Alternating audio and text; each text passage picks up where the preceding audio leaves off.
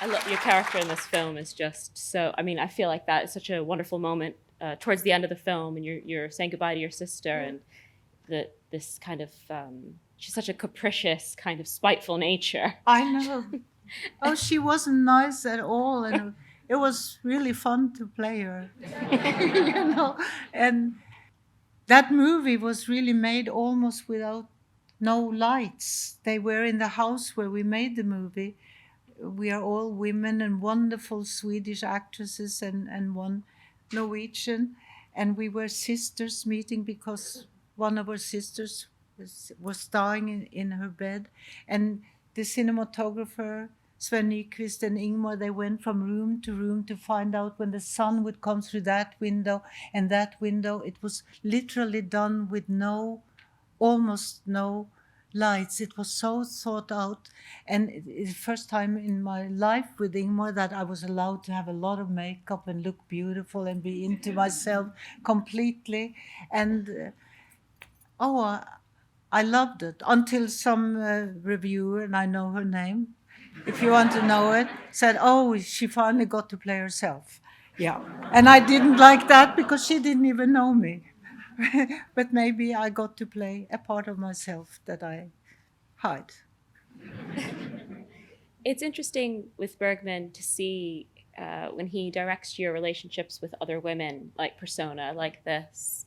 And of course, you were good friends with the actresses on set. And I've read stories of you all having quite a lot of fun on set, in stark contrast to the mood of the film. Oh, yeah.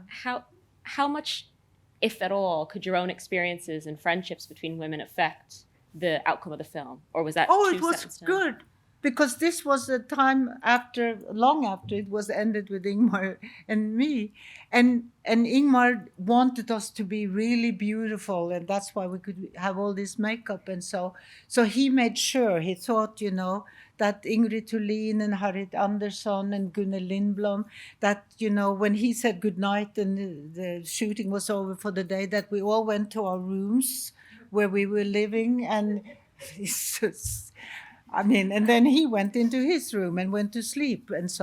And we came out of all our rooms and we had a wonderful time during the night, and we drank and we had a wonderful time. And I know even this was many years after it was over with Ingmar and me. And they said, no, you really go and tell him it's over with you.